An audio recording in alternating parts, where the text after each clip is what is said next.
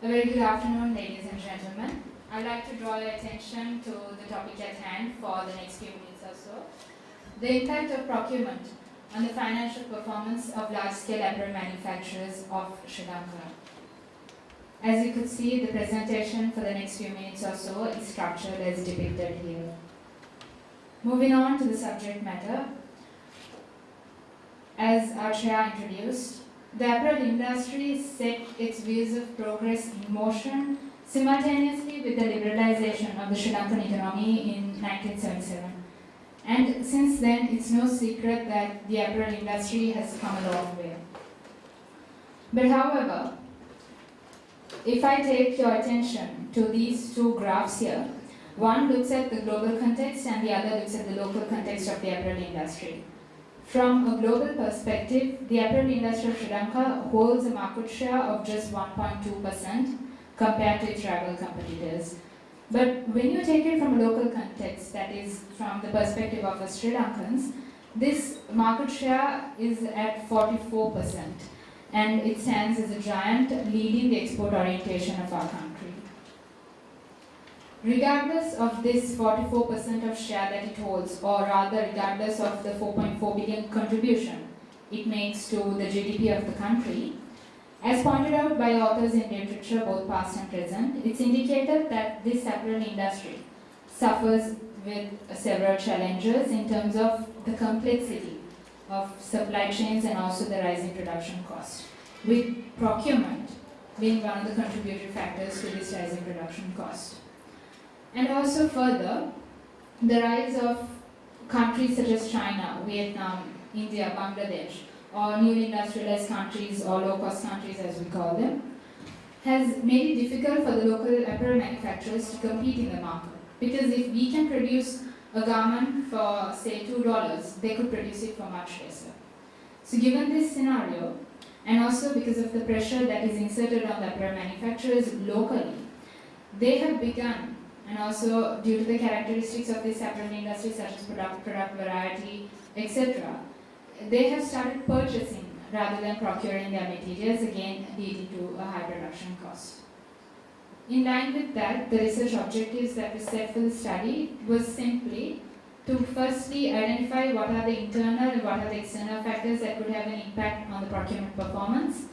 Secondly, to identify what type of relationship that exists between the procurement performance and financial performance. And finally, to contemplate possible future procurement beyond 2015 and 16.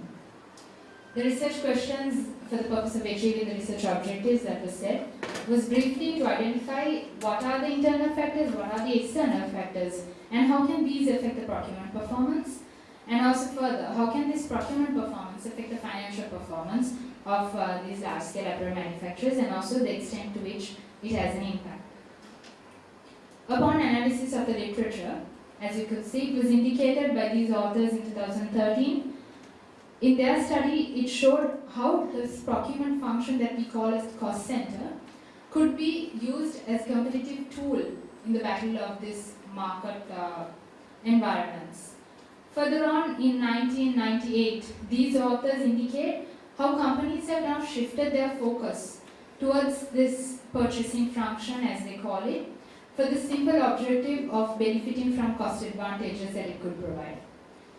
Other studies in 2014 by these authors, as you could see, indicated that with the change of time, the view, the perception, and how organizations look at things have changed, and as a result of this, they are better able to keep up with the dynamism of the apparel industry. Studies by these authors in 2014 and 2009 indicate and show how they have analyzed the internal factors, namely staff competency, budgeting procedures, etc., to see how it can affect the procurement performance. Opposed to these studies, the authors, as represented in the next column, in 2004, 2009, and 2014 respectively, show how external factors, opposed to the internal factors, could have an effect on the procurement performance. Upon this analysis, the next analysis of the literature was in 2014 to identify how this role of procurement basically has evolved within companies. The bottom line here is that these authors sum up and show how companies are now moving their focus, their perceptions, their values, and even their objectives and resources towards this procurement function to unlock the potential that it has. In line with the literature review that was analyzed, it was identified that there was a gap that was persistent in terms of linking this internal and external factors on the procurement performance and its impact on the financial performance in return.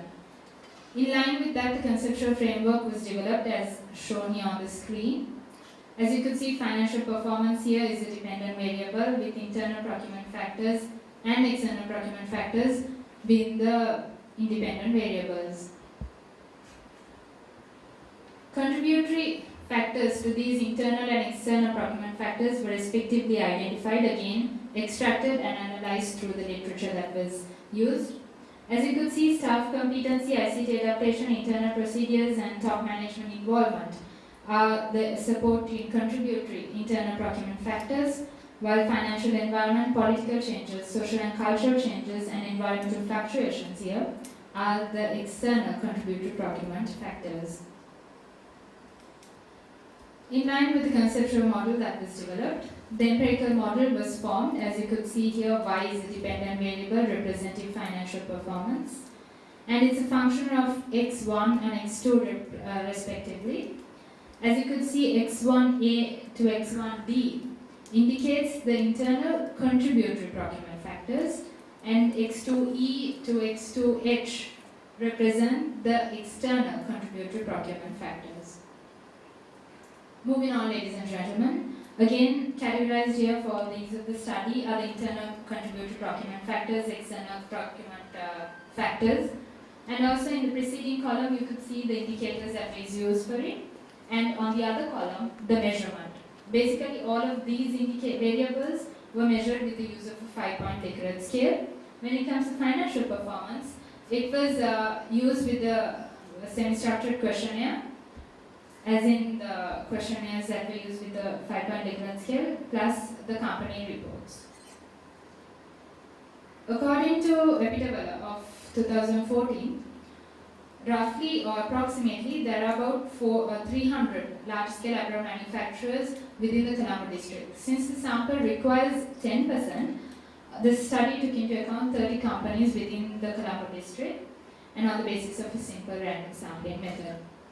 The data collection tools, as mentioned prior, were the primary and secondary sources, with the primary sources being interviews and semi-structured questionnaires, and the secondary sources being company financial reports and literature, as well as journals, both past and present.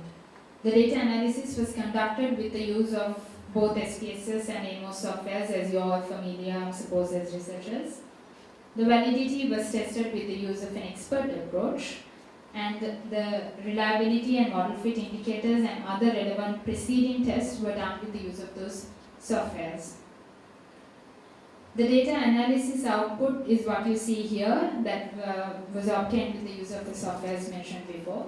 As you could see, sample adequacy, which was tested through the KM1 Bartlett test, stands at a value of 0.503. Since it's within the standard range of values as indicated in the preceding column, it could be considered an adequate sample. Further, the reliability statistics, or as we researchers call it, the extent to which the sample could be generalized, was tested with the Cronbach alpha and indicated a value of 0.575. Again, since it was within the range of standard values, it was considered reliable. The C-mean upon DF model fit was again stood at a value of 1.338 and considered a fit model. Root mean square of approximation stood at a value of 0.108 and considered the model fairly fit. Here you could see the coefficients, staff competency as a positive relationship, meaning that when the staff within the procurement department I'm referring to here are at its highest level of performance, it represents a positive value, positive relationship. The involvement of the top level management, however, is a negative relationship here. This could be a contradictory factor because when it comes to strategic level, they focus on the long-term formulation of strategies that could have an impact on the company rather than the tactical and for functional levels that focus on the short term. Use of ICT internal procedures respectively again show a positive relationship, mainly due to the efficiency and enhancements it brings about in the procurement department. Financial environment, political changes, again positive relationships. Due to the political stabilities, the favorable exchange rates, interest rates, fluctuations, etc. of the country. Environmental fluctuations, however, here show a negative relationship because environmental fluctuations are beyond the control of the organization. Social and cultural changes, on the other hand, show a positive relationship. As you could see highlighted here, internal procedures and environmental fluctuations show significance with the financial performance. Therefore, ladies and gentlemen, the findings of this research indicate that there is a relationship between internal and external factors on procurement performance, and with the exception of these two factors, the involvement of the top level management and environmental fluctuations.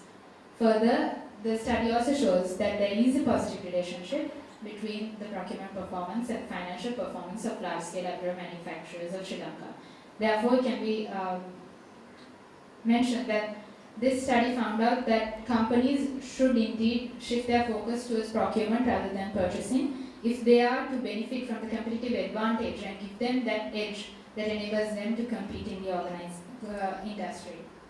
Areas of further study. This study could be replicated in other industries. This is only the apparel industry. It could be replicated in other industries or similar same industry at maybe a different level or different scales. Thank you, ladies and gentlemen.